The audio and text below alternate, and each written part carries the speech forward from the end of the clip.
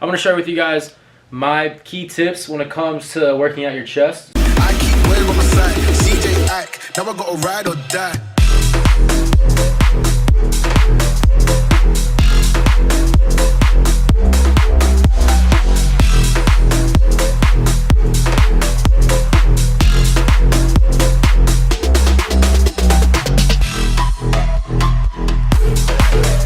I got pretty good genetics when it comes to, you know, the chesticles, chest and back. So yeah, so I'm gonna do my best to explain to you guys kind of the techniques, the principles, little tips I have to get a bigger chest. You know what I'm saying? So let's get into it.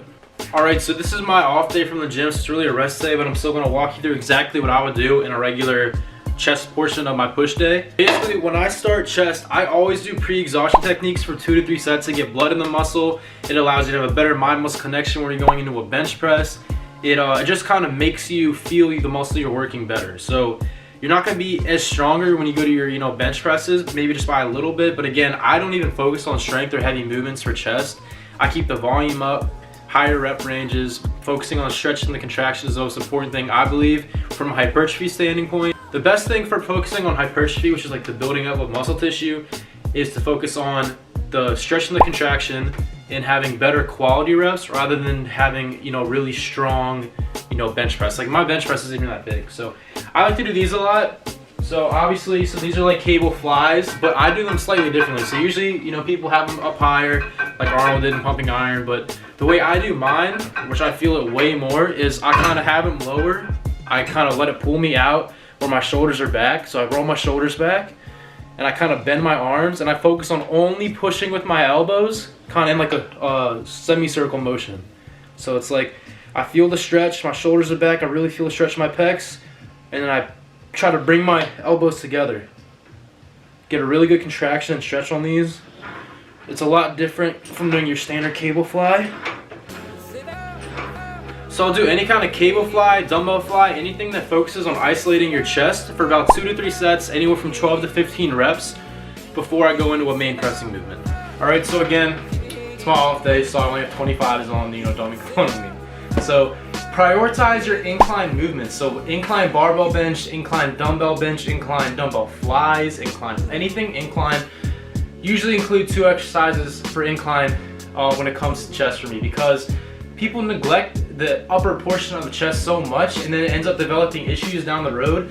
Having a more built upper chest is going to lead into your delt tie-ins. Your front delt's going to kind of tie into your upper chest more. It's going to have more of a bigger, thicker upper body rather than be kind of like, you know, just big on the bottom. So I definitely think you should prioritize incline movements. That's definitely what I do. So also when it comes to bench, I take a wider grip than most people. You know, most people learn in their weights class, you know, go, you know, the thumb grip, but I personally go a little bit wider where I have my ring finger on like the space on my bar. And then, you know, shoulders back, typical incline bench form. And now when I'm doing it, usually I'll go anywhere from 5 to 8 rep range, but I'm not going super heavy. I don't do 25s obviously, but like incline barbell. So start off with the pre-exhaustion, you know, get that blood flowing, and then focus on using your chest when you're doing this incline press, right? Instead of using, you know, your delts, triceps, and chest, focus on using your chest as much as possible. Develop that mind-muscle connection so you're really working on tearing those upper fibers up. I like taking a wider grip just because I feel like I get a better stretch on the outer portion of the pec than if I take a closer grip, or I feel like I'm using more triceps. But again, you have to be wary of your shoulder, but we're also not going heavy, so we don't really have to worry about any shoulder injuries. So last exercise we use the barbell, but I really like dumbbells. So definitely focus on using more dumbbells. I would definitely, if I was in a gym, I'm working out at my home gym, so I don't have super heavy dumbbells. But if I did, I would always use dumbbells. The reason why, it's gonna help you not have any imbalances.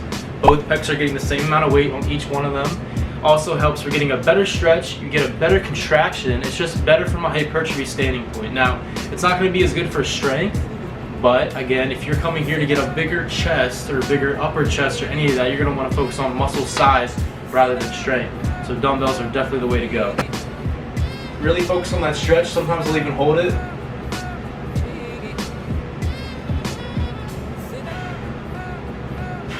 All right, so I'm just gonna list a few other exercises you guys could do other than, it's like incline dumbbell, incline barbell. Flat dumbbell bench is gonna be, something you can do later on in the workout if you wanna do a flat movement.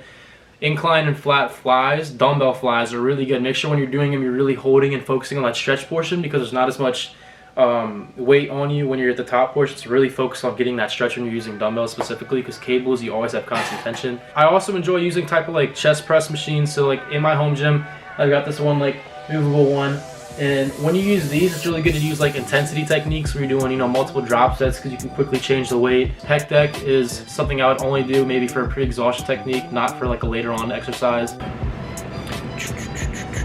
Okay, so for the heavy movement, like the first exercise after your flies, maybe like 6 reps at the lowest for kind of more of that strength, and then all these other exercises aim for 8 to 12. So yeah, so we got 3 things down now: pre-exhaustion, incline, dumbbells. So you should be hitting your chest about twice weekly for adequate rest, getting good volume, all that. That's like the best for muscle growth. You get enough rest in as well as enough volume in. So twice a week is really good. Now, if you're not able to get twice a week, you're doing like a bro split and you're doing it once a week, you're gonna have to do more volume on that one day. You should be aiming in total to hit about 20-25 sets per week of chest, meaning if you're doing a bro split, hit that 20 sets in one day. If you're doing a push-pull leg split, you can split it up in half if you're doing it twice a week. You see what I'm saying? So as long as you hit that number of sets per week, that's the best thing. But I also very much advise hitting it twice a week because I just feel like that's better for overall growth. So maybe do some sets of push-ups and stuff when you're off there, when you wake up first thing in the morning. But yeah, so that's it. So we got the pre-exhaustion technique. We got prioritizing incline movements using dumbbells more than barbells. And the last thing is going to be volume, hitting it 20-25 sets a week, hitting it twice weekly. Focus on the stretch and the contraction as much as you can. Really stretch that chest out and contract as much as you can. That's the best thing when it comes to hypertrophy, building up that muscle tissue.